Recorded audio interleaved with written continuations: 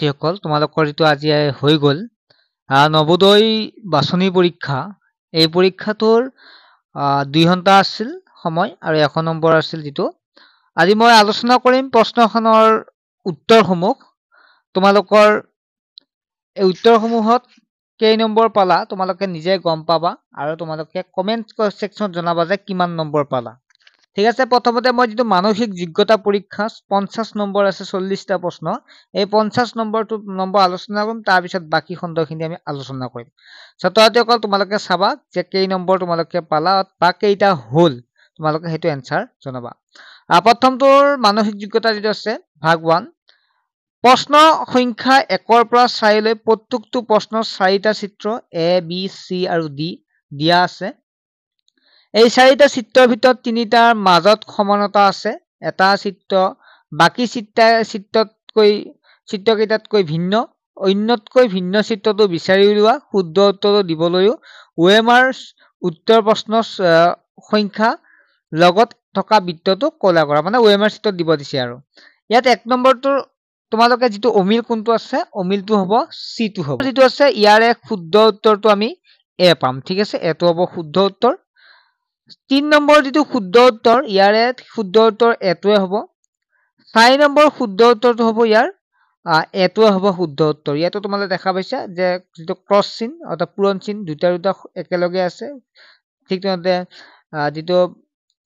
point আছে মানে কোলা চিনটো বৃত্ত আছে একেলগে দুটাকে আছে কিন্তু আমি এটো দেখা পাইছো ভিন্ন ভিন্নকে দিয়া আছে গতিকে তোমালোকে নিজে গম পাইছাই মই এনসাৰ বিলাক জাস্ট কৈ যাম তোমালোকৰ লগত মিলাই যাবা হৈছে নে নাই নিৰ্দেশনা প্ৰশ্ন সংখ্যা 5 ৰ পৰা 8 লৈকে বাওফালে A B C D তেনেকুৱাকে 4টা উত্তৰ চিত্ৰ দিয়া আছে এতিয়া কৈছে যে উত্তৰ চিত্ৰৰ পৰা প্ৰশ্ন চিত্ৰৰ সমৰূপ চিত্ৰ বাছি লবা মানে যেটো প্ৰশ্ন চিত্ৰ আছে প্ৰশ্ন চিত্ৰটোৰ দৰে একে কোনটো উত্তৰ চিত্ৰত মিলে আমাক খেতু উলিয়াব দিছে আৰু 5 নম্বৰ চাও তেতিয়া হলে D2 হ'ব ইয়াৰ শুদ্ধ উত্তৰ আকৌ আমি 6 নম্বৰ যদি চাও 6 নম্বৰটো শুদ্ধ উত্তৰ হ'ব B2 7 নম্বৰলৈ আহিছো 7 নম্বৰ চিত্ৰ দেখা পাইছা তোমালোকে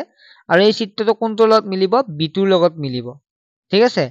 আৰু 8 নম্বৰ যেটো আছে 8 নম্বৰ চিত্ৰটো কোনটোৰ লগত মিলিব B নম্বৰ চিত্ৰটোৰ লগতে মিলিব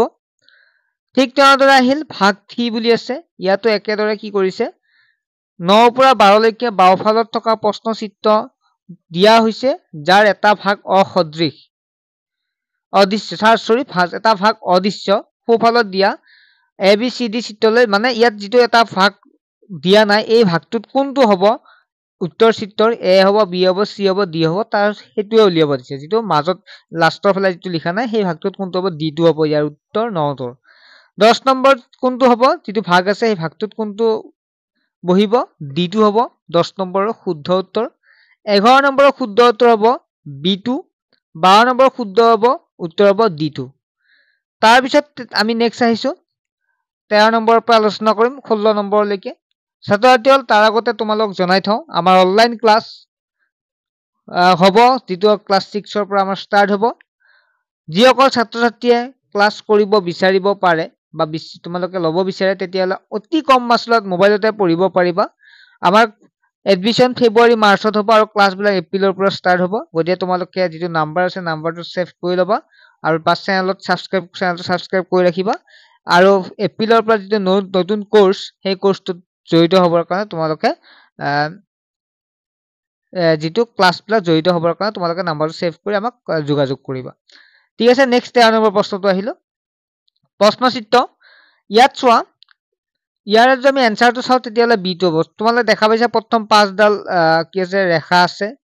তাৰ পিছত 4টা তাৰ পিছত 3 ডাল তাৰ পিছত 2 ডাল হ'ব B2 হ'ব 14 নম্বৰ একেদৰে প্ৰথম যেটো হেৰিত 3 ডাল 2 ডাল এডাল আৰু শেষত কি হ'ব এডালো নহব কিন্তু কোনফালে হ'ব C2 হ'ব ঠিক আছে C2 হ'ব 14 নম্বৰ উত্তৰ 15 নম্বৰটো আমি যে উত্তৰটো চাইছো উত্তৰটো হ'ব C2 16 নম্বৰ যদি উত্তৰটো চাও তেতিয়া হলে আমি পাম D2 ঠিক আছে দেখা পাইছে চিত্ৰটো 16 D2 হ'ব ইয়াৰ শুদ্ধ উত্তৰ 17 ৰ পৰা 20 লৈকে আমি চাম 20 লৈকে কি দিয়া আছে যে আমি ইয়াত তিনিটা প্ৰথম আৰু দুটা চিত্ৰ দিয়া আছে তোমালোকে দেখা পাইছা 17 নম্বৰ দুটাই প্ৰথম চিত্ৰটোৰ লগত যেটো উত্তৰ চিত্ৰ দ্বিতীয়টো মিলোৱা আছে তাৰ পিছৰ চিত্ৰটোৰ লগত কোনটো মিলিব খুদিছে আমি চাও তেতিয়ালে C2 মিলিব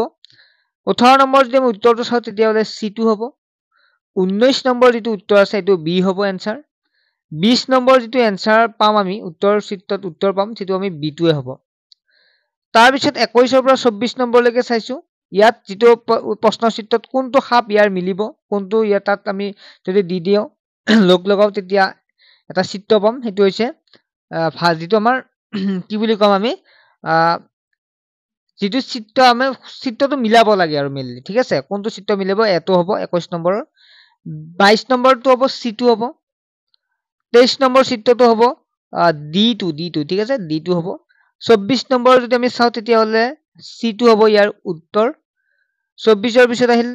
25 নম্বৰটো একেদৰে কি দি আছে ইয়াত আমাৰ দাপোন এখন কি কৈছে দাপোনৰ চিত্ৰ কৰিব দিছে বাওপিনে প্ৰশ্ন চিত্ৰ আৰু সোপিনে ABCD কৈ চাৰিটা চিত্ৰ দি আছে দাপোনত XY দিখত ৰাখি অৰ্থাৎ যদি দাপোন এখন আগত দি দেও তেতিয়া চিত্ৰবিলাক কেনেকুৱা হ'ব খুদিছে আমি যদি চাও তেতিয়া 25 নম্বৰ C2 হ'ব 26 নম্বৰ এটো হ'ব তোমালে সোৱা কোনটো হৈছে তোমালোকৰ আৰু কমেন্ট কৰি জনাবা আৰু লাইক কৰিব নাপাহৰিবা যিমান পাৰো চেষ্টা কৰিছো 27 নম্বৰ B2 হ'ব এনসাৰ 28 নম্বৰ হ'ব D2 তাৰ পিছত যদি আমি চাও তেতিয়া 29 নম্বৰৰ এটো হ'ব শুদ্ধ উত্তৰ 30 নম্বৰৰ D2 হ'ব শুদ্ধ উত্তৰ যেটো 30 এটো আমাক কি কৈছে 29 আৰু 30 টো কৈছে কাগজ এটুকুৰা যদি ভাঁজ কৰি ফুটা কৰো তেতিয়ালে কোনটো চিত্ৰ হ'ব নিশ্চয় গম পাইছা তোমালোকে আৰু 30 নম্বৰ কোনটো হ'ব D2 হ'ব তেনেকুৱা কৰিলে 31 নম্বৰ যদি চাও তেতিয়া B2 হ'ব শুদ্ধ উত্তৰ 32 নম্বৰটো C2 হ'ব তাৰ পিছত আমি নেক্সটটো কি দি আছে ইয়াত কি কৰবা দিছে চয়ন কৰা যেটো প্ৰশ্ন কটা টুকুৰা তৈয়াৰ কৰা হয় ইয়াতো একেদৰে কটা টুকুৰা যদি আমি লগ কৰো কোনটো চিত্ৰ হ'ব তেতিয়ালে D2 হ'ব এগিটা কটা টুকুৰাৰ পৰা 34 নম্বৰতে কি হ'ব এটো হ'ব 35 নম্বৰটোৰ পৰা আমি কি বনাব পাৰিম C2 হ'ব 36 ৰ পৰা 36 টো হ'ব B2 হ'ব তাৰ পিছত আমি যদি নেক্সট টো আহিল 37 ৰ পৰা 40 লৈকে কি দিয়া আছে ইয়াত উত্তৰ চিত্ৰৰ পৰা হেইটো চিত্ৰ বাছি উলিওৱা যত প্ৰশ্ন চিত্ৰটো লুকাই আছে অৰ্থাৎ আমি ইয়াত প্ৰশ্ন চিত্ৰটোৰ পৰা এটা চিত্ৰ বনোৱা হৈছে যত প্ৰশ্ন চিত্ৰটো তাত জড়িত হৈ আছে কোনটো হ'ব আমাক খুদিছে গতে 37 নম্বৰ C2 হ'ব শুদ্ধ উত্তৰ 38 নম্বৰৰ এটো হ'ব 39 নম্বৰৰ C2 হ'ব 40 নম্বৰৰ C2 হ'ব ছাত্ৰ ছাত্ৰীসকল বাকিখিনি যিখিনি আছে আমি অতি সোনকালে অৰ্থাৎ এতিয়া তোমালোকে অলপ পিছতে পাই যাবা গতে চেনেলটো সাবস্ক্ৰাইব কৰি ৰাখিলে তোমালোকে পাবা গতে চেনেলটো সাবস্ক্ৰাইব কৰি ৰাখা ঠিক আছে নেক্সট এটা ক্লাছত লগ পাম বাই